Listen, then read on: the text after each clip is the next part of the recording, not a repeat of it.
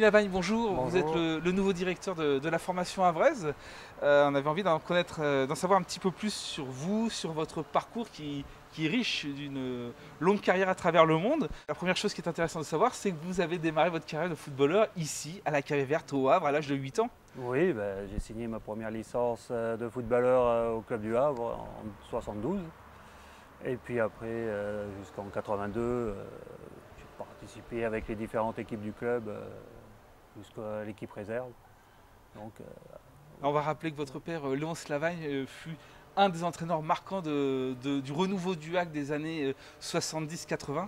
oui, c'est vrai qu'il était arrivé dans les années 72 où le Havre était en difficulté et jouait la descente dans le championnat de 3e division de l'époque. Et quand il est reparti, le Havre était en 2e division, était redevenu professionnel. Et bon, à partir de là, ça a été le renouveau du HAC au niveau professionnel. Alors votre carrière dans le football, elle est riche de plein d'enseignements, de plein de fonctions. Vous avez notamment été joueur en D2, notamment à Béziers dans le milieu des années 80. Vous avez une course joueur de footballeur entre la D2 et la D3. Oui, donc une fois que je suis parti du Havre, bon, j'ai joué un peu à Béziers, et puis à Orange en 3e division, puis encore à Alès en 2e division. Et ensuite, je me suis orienté vers la carrière d'éducateur, d'entraîneur, sous la houlette de mon père. Et puis bon, petit à petit, j'ai progressé dans les fonctions. C'est ça, à l'âge de 25 ans, vous décidez de tourner la Ouais. page du footballeur pour vous À l'époque, reconvertir en tant qu'entraîneur adjoint dans un premier temps de votre père. Ouais, à l'époque, j'étais plutôt sur la préparation physique, et puis aussi j'encadrais les jeunes au niveau de l'équipe réserve, donc je faisais un peu le lien entre les jeunes du club et puis l'équipe première. Alors ça démarre en 1988. Hein. Ouais. Vous faites votre conversion de joueur à Alès en entraîneur adjoint à Alès. Ça dure 5 ans et puis après, vous arrivez en D1. Vous arrivez en D1 avec Nîmes, puis Bastia. Oui, j'ai suivi mon père à Nîmes pour une année en première division. À l'époque, c'était la première division. Et après, on est parti à Bastia, où on est monté de la D2 à la D1 dans les années 94, 95. Voilà, ça suit avec Valence. Ouais. Et votre premier basculement de carrière d'entraîneur, ce sera en 98. Vous êtes contacté par le club de Sedan pour mettre sur place le centre de formation du club ardennais. Oui, parce que mon père a arrêté sa carrière en 98 et moi, donc, comme j'avais passé mes diplômes de formateur, je me suis lancé dans la formation, et en particulier avec un challenge qui était intéressant à l'époque, puisque quand je suis arrivé à Sedan, on venait tout juste de reprendre le statut professionnel et il y avait tout à mettre en place au niveau de la formation. Donc pendant 5 ans, j'ai travaillé là-bas. Vous participez un peu à la confirmation de ce club de Sedan qui revient dans l'élite aussi, lui, à cette époque-là. Voilà, donc il y avait tout à faire, tout à construire, tout à mettre en place. Et donc pendant 5 ans, travaillé là-dessus, avec quand même, je dirais un bon résultat à la fin, puisque tout était mis en place pour que... Après, c'est Bertrand Roseau qui a pris ma succession. Moi, je suis parti plus sur l'étranger.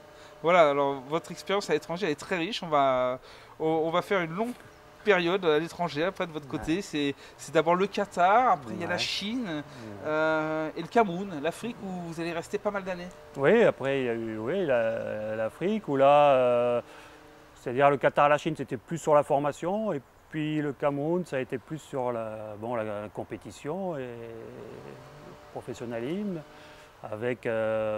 mais tout en gardant, je dirais, c'était un club où on a formé beaucoup de jeunes. Et dans la dernière équipe qui a gagné la CAN 2017, le Cameroun, il y avait quand même 5 joueurs qui ont été formés au club de Coton Sport. Donc ça veut dire qu'on travaillait, c'est vrai, avec l'ambition d'avoir des résultats, et en particulier sur la scène internationale africaine. On est quand même allé en finale de Champions League en 2008. Mais en même temps, on avait ce côté de formation de jeunes joueurs, et on a pas mal réussi, puisqu'aujourd'hui, il y a des joueurs qui sont sélectionnés régulièrement avec l'équipe nationale du Cameroun. Vous parlez de la réussite, elle est reconnue par la fédération camerounaise, puisqu'en 2011, ils vous proposent le poste de sélectionneur. Oui, pendant une saison, j'ai fait la sélection, donc j'ai fait que 8 matchs, mais bon, après une défaite, j'ai été démis de mes fonctions, bon, dans un contexte un peu particulier.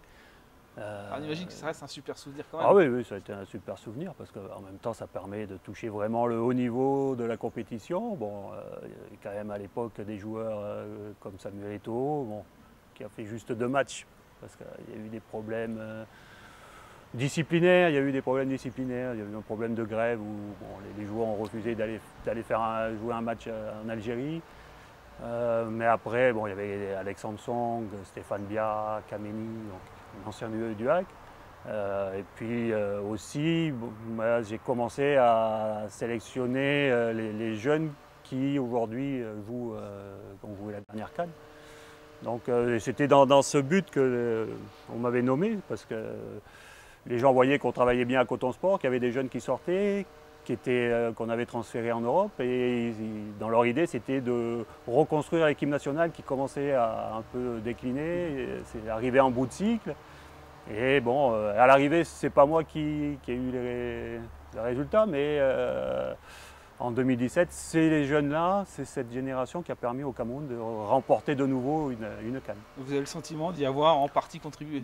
Oui, il y a quand même 5 joueurs de Coton Sport qui ont participé, donc à partir de là, bon, j'ai un peu contribué, j'ai commencé à les sélectionner aussi, donc c'est sûr qu'on a le sentiment, mais bon, c'est pas le plus important. Le plus important, c'est que bon, on ait pu travailler et arriver à nos objectifs. Bon, et c'est toujours une fierté de voir qu'on est arrivé à atteindre les objectifs qu'on s'était fixés.